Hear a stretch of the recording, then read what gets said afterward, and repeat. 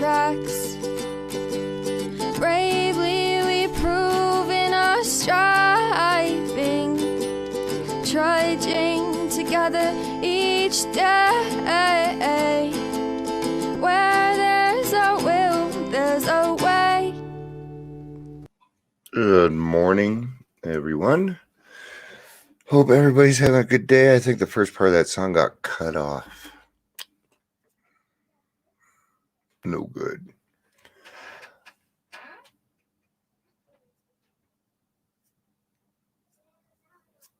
Oh, okay. Maybe we should get started. Got the grandkids, so I'm a little tired. But let's get to it today. I'm gonna start with one day at a time. The ODAT. Oh, if you are here, please say hello. Whether you're watching the live or the rewatch, yeah, stop by, say hi, let me know how you are. All right. April 18th. We in the program know full well the futility of trying to overcome our addictions by willpower alone. At the same time, we do know that it takes great willingness to adopt the program's 12 steps as a way of life that can restore us to sanity. It can take a lot of willingness, but in the beginning, it doesn't take very much at all right? And you're not going to need that willingness right away. You're not going to need all of it right away. Don't worry about that. That felt a little daunting to me. It does take great willingness, but you're not even going to notice it's happening, honestly, if you're working the program. No matter how severe our addictions, we discover with relief that choices can still be made. For example, we can choose to admit that we are personally powerless over chemical dependency. That dependence upon a higher power is a necessity. Even if this be simply dependence upon our group in the program, have I chosen to try for a life of honesty, humility, of selfless service to my fellows, and to God as I understand Him. Today I pray, God grant me the wisdom to know the difference between willpower, which has failed me before, and willingness to seek help for others for my dependency, through God and through others who are also recovering. May I know that there are choices open to me as there are to my fellow sufferers in the foggiest stages of addiction. May I choose the kind of life God wants for me. Today I'll remember willingness more than willpower is the key to recovery.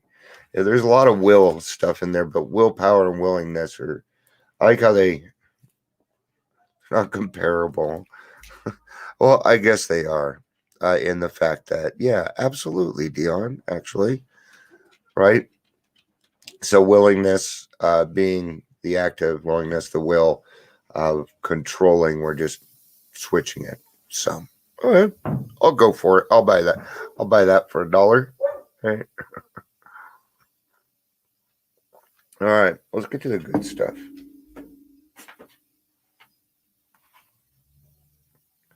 Self-honesty. The deception of others is nearly always rooted in the deception of ourselves. When we are honest with another person, it confirms that we have been honest with ourselves and with God. That is a great confirmation. You guys hear me say a lot that I say, hey, you got to be honest with yourself, because you can't be honest with other people until you're honest with yourself. Well, here's your proof that you're doing it correctly, right? When we're honest with another person, there's our proof of that. And that is As Bill Sees It, page 17. I'm going to put you guys on mute for a second. All right. I've got this very loud voice, and it sounds like I'm yelling, but I'm not.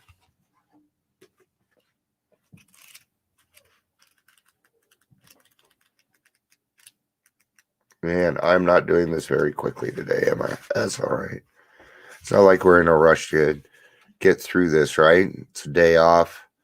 I'm not in any rush to get the day over with, right? The perverse wish to hide a bad motive. Sorry, guys. Yeah, page 17. Okay. For some reason, 15 was stuck in my head.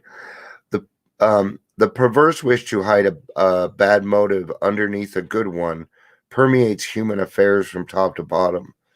This subtle and elusive kind of self-righteousness can underlie the smallest act or thought. Learning daily to spot, admit, correct these flaws is the essence of character building and good living. Yeah, there's absolutely nothing wrong with making changes of being wrong about something. Heck, I was just wrong about, I reacted to something and I was wrong about the difference between the will and willingness, right? Um, we're going to have those as we come along. It's how are we going to handle them? Are we going to go ahead and just accept it and make the change?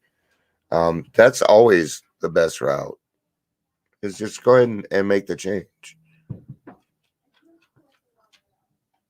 I don't always need to know why. What I need to do is figure out how so that I can do the work, right? The deception of others is nearly always rooted in the deception of ourselves. Yes, other people tend to be a reflection for us, all right? Don't get too much in being like other people. Be yourself, man. Just be you, right? There's nothing wrong with you.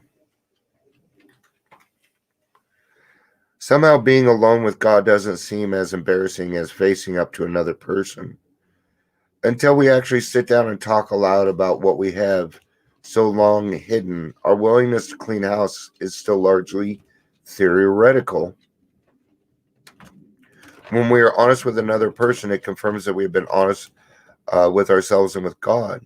Until we actually sit down and talk aloud about what we have, so the willingness. Okay, yeah. So what they're saying is, until we actually sit down and put pen to paper and start doing some work, that willingness is only going to carry you so far. Okay, willingness is not an action. See, I'm willing. Do you see me doing anything? No.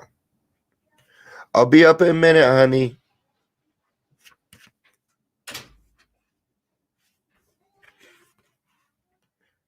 When I was drinking, I deceived myself about reality, rewriting it to what I wanted it to be. Man, yes, I always rewrote the story. I always rewrote. But Deanna thought we were doing no, it changed. Got to keep people on their toes. It's how you deceive them, right? Deceiving others is a character defect, even if it is just stretching the truth a bit. Not only that, but it's an addiction. Pretty crappy one. I found that when I sobered up, I was still doing this, man. I did it for a while. My higher power can remove this character defect, but first, I have to help myself become willing to receive that help by not practicing deception. So we start by not doing it anymore. By not doing that action and going to God and saying, hey, I can't, you can. Can you help me out? And it just takes, I'm telling you, it only takes a little bit of willingness. It doesn't take much at all. I need to remember each day that deceiving myself about myself is setting myself up for failure or disappointment in life and in Alcoholics Anonymous. It won't just set you up to go out and drink. It will make your days miserable, man. You're going to be a very unhappy person. Okay? And I think you deserve a little bit more than that. I do. Okay? Don't you think you've gone through enough hell? Don't you think you're going through enough already? Why put more on it? Especially of crap that just doesn't exist. A close, honest relationship with a higher power is the only solid foundation I have found for honesty with self and with others. Yeah. God knows when you're lying to him. You know when you're lying to yourself. Okay. Other people may not know. But here's the thing. Remember this. You can't bullshit a bullshitter, right? Hey, you can for a little while, but sooner or later, figure it out, man. Okay?